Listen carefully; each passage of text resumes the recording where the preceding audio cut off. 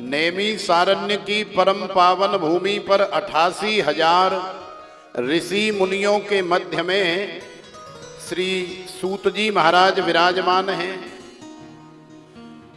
और शुक्र ताल में मां भगवती गंगा के परम पावन तट पर हमारे श्री शुकदेव जी महाराज विराजमान हैं। भगवान की मंगलमयी कल्याणमयी जीवन को परम पावन बना देने वाली, जीवन को पवित्र कर देने वाली श्रीमद् भागवत कथा का गायन कर रहे हैं और वही कथा आज हम लोग यहाँ जंडवाल पंजाब में श्रवण कर रहे हैं। तो प्रेम नाल बोलो राधे राधे। जाए उत्तान पादस्य सुनीति सुरुचिस्तयो सुरुचि प्रेयसी पत्न्युर नेतरा यस्सुतो ध्रुवः। तो देखो श्री सुखदेव जी महाराज वर्णन कर रहे हैं कि जाए उत्तान पादस्य सुनीति सुरुचिस्तयो सुरुचि प्रेयसी पत्न्युर नेतरा यस्सुतो ध्रुवः। माने एक राजा है जिनका नाम है राजा उत्तानपाद और राजा उत्तानपाद की 2 रानियां हैं, 2 पत्नियां हैं। एक रानी का नाम है सुनीति और दूसरी का नाम है सुरुचि। तो सुनीति का मतलब होता है सुष्ठु नीति, सुंदर नीति, माने जिसके जीवन में सुंदर आचरण है, सुंदर चरित्र है, सुंदर व्यवहार है, सुंदर सुंदर नीति पर चलने वाली है, इसका नाम है सुनीति। और ठीक इसके विपरीत जिसका नाम है सुरुचि। सुरुचि माने मनमानी, हमारे अपने मन की रुचि। तो देखो भैया, कोई भी जीव हो उसके मन की अपनी जो रुचि होती है वो हमेशा गलत ही होती है, क्योंकि हर जीव कम से कम समय में लंबे से लंबा रास्ता तय करना चाहता है और मन में न जाने कितने प्रकार के ऐसे ख्वाब आते हैं, ऐसी बातें आती हैं कि मैं जल्दी से जल्दी करोड़पति बन जाऊं, अरबपति बन जाऊं और कम से कम समय में सारी दुनिया को अपनी मुट्ठी में कैद कर लूं। तो उसके लिए फिर अनेकों प्रकार के गलत रास्ते भी उठाने पड़ते हैं। तो सुरुचि का मतलब है मनमानी, मन में जब जो आया वैसा ही कर लिया। तो श्री सुखदेव जी महाराज कह रहे हैं कि राजा एक हैं लेकिन रानियां 2 हैं। तो हमारे भगवान के परम लाडले भक्त श्री ध्रुव जी महाराज का आगमन हुआ। तो अब आप हमें बताओ कन्नू जी महाराज कि ध्रुव जी महाराज का आगमन सुरुचि के माध्यम से हुआ या सुनीति के माध्यम से हुआ? हाँ, तो आप एकदम सही कह रहे हैं कि ध्रुव जी महाराज का आगमन सुनीति के माध्यम से हुआ। अच्छा, सुनीति के माध्यम से क्यों हुआ, सुरुचि के माध्यम से क्यों नहीं हुआ? इसका कारण है, इसका कारण यह है कि जिस माता बहन के जीवन में सुंदर आचरण होगा, सुंदर अतिथि की सेवा होगी, सत्कार होगा, पति की आज्ञा का पालन होगा, ऐसी माता के गर्भ से ही भगवान के भक्त का जन्म हो सकता है। बाकी जो माता मनमानी करने वाली है, जो अतिथियों को देख करके कि रोटी बनानी पड़ेगी, इनकी आओ भगत करनी पड़ेगी, अतिथियों को देख करके जो माता दुखी हो जाती है, ऐसी माता के गर्भ से कभी भी संस्कारी बालक पैदा नहीं होता है।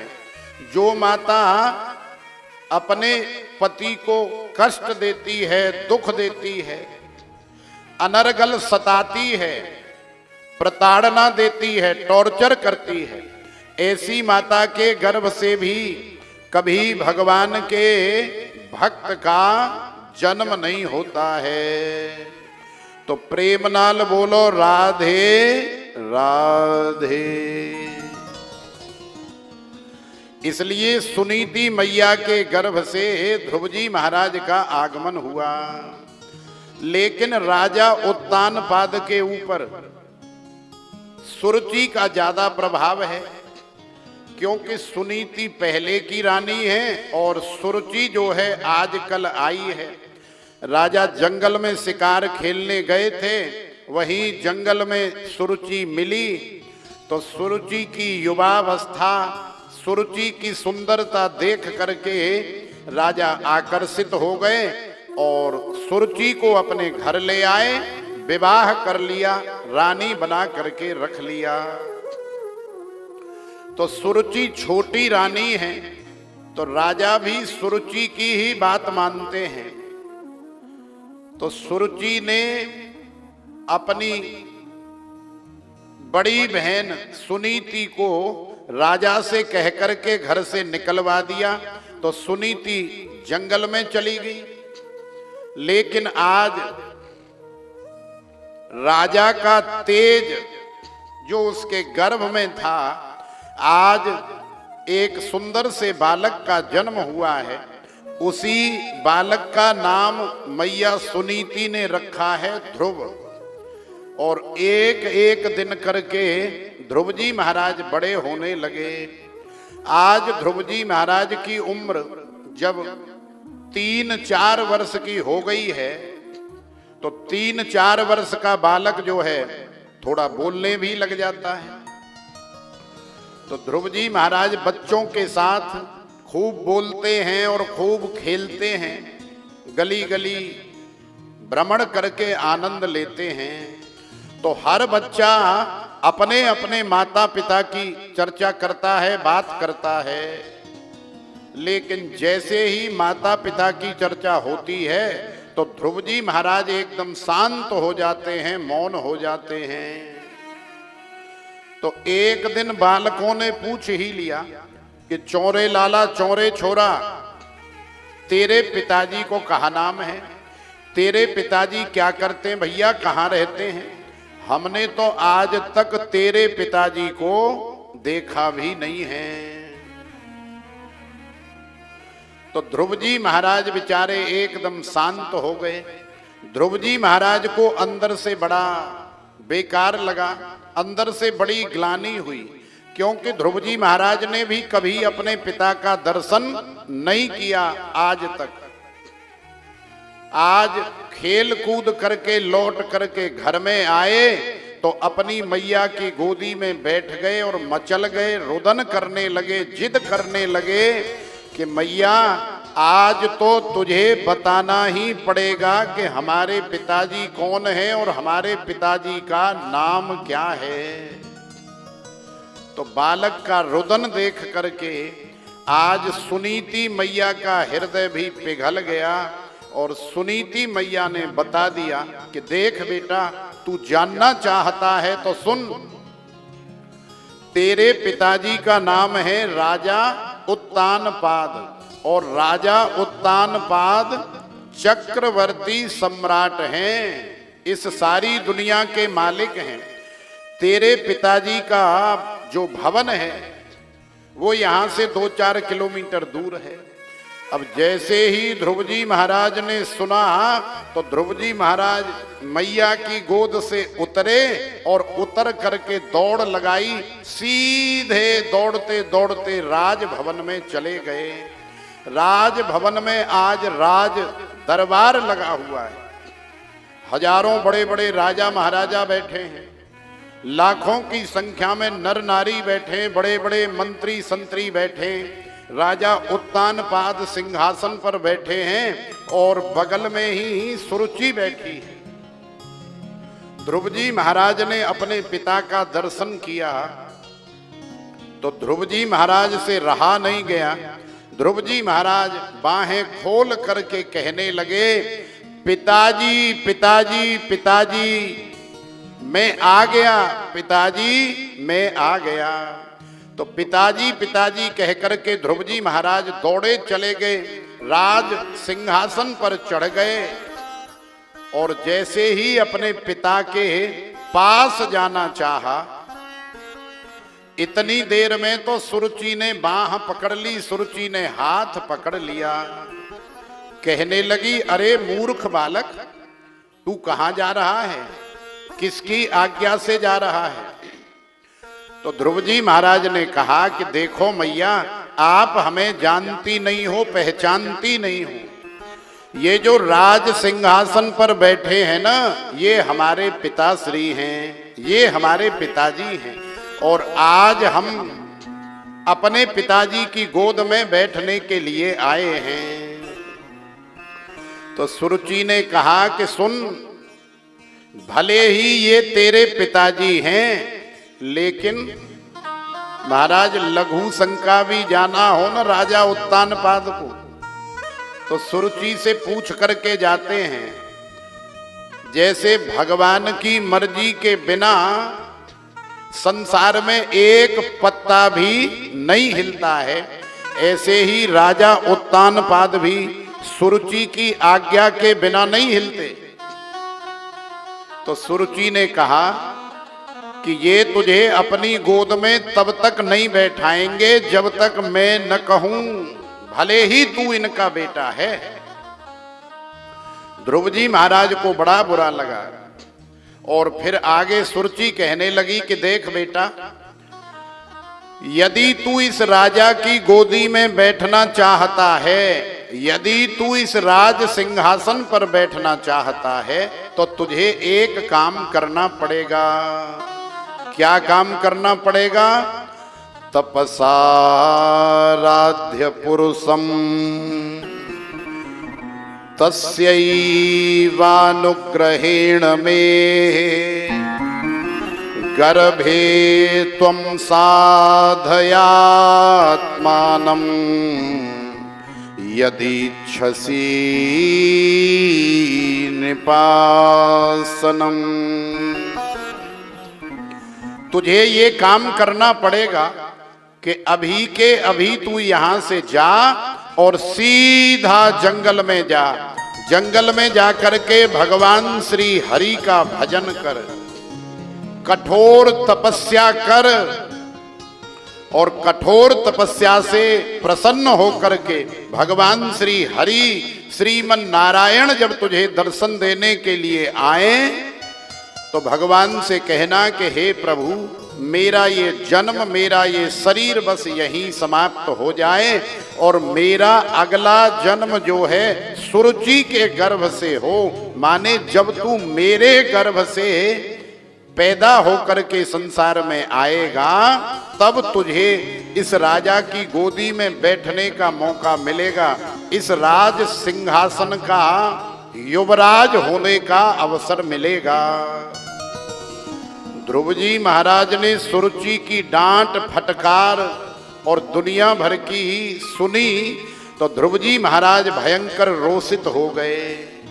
जैसे काले नाग को यदि कोई छेड़ दे तो ऐसे फन खोल करके महाराज ऐसी फुसकार मारता है, साई साई करता है और कई बार तो जहर की पिचकारी भी मारता है।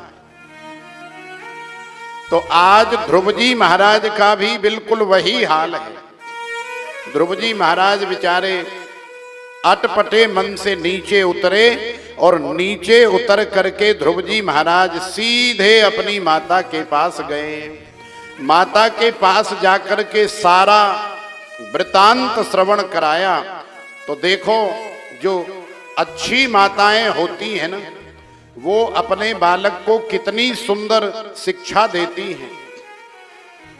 इतना अपमान होने के बावजूद भी सुनीति ने कहा कि बेटा, वो तेरी छोटी माता ही तो है, और तेरी छोटी माता ने यदि तुझे तपस्या करने के लिए कहा है, तुझे भगवान का भजन करने के लिए कहा है, तो ये कोई बुरी बात तो नहीं है। अरे संसार में दुकान करने के लिए, बिजनेस करने के लिए, व्यापार करने के लिए, नौकरी करने के लिए, काम धंधा करने के लिए, माने रोजी रोटी और रुपए कमाने के लिए तो सारी दुनिया एक दूसरे को शिक्षा देती है, सिखाती है। लेकिन बेटा, भगवान का भजन करने के लिए, साधना करने के लिए, भक्ति करने के लिए यदि हमारा कोई दुश्मन भी हमें प्रेरित कर रहा है, कह रहा है, तो समझ लेना कि वही संसार में हमारा सबसे बड़ा मित्र है। तो तेरी छोटी माता ने तो बहुत अच्छा काम किया है। ध्रुव जी महाराज ने सोचा कि हम तो सोच रहे थे कि हमारी मैया दो चार गाली उसे देगी और मेरे से कहेगी कि कोई बात नहीं बेटा, आज हमारा समय खराब है तो कल हमारा भी समय आएगा, जब तू बड़ा हो जाएगा तो हम दोनों जने मिल करके फिर सुरुचि से बदला लेंगे। लेकिन यहां तो बिल्कुल उल्टा हो गया महाराज। ध्रुव जी महाराज ने कहा कि वो तो सब ठीक है, लेकिन मैया मैं तो जानता ही नहीं हूं भगवान कैसे होते हैं। क्यों? क्योंकि अभी बालक ध्रुव की अवस्था इतनी सी है, स्कूल का मुख भी नहीं देखा है, तो मैं तो जानता ही नहीं हूं भगवान कैसे हैं।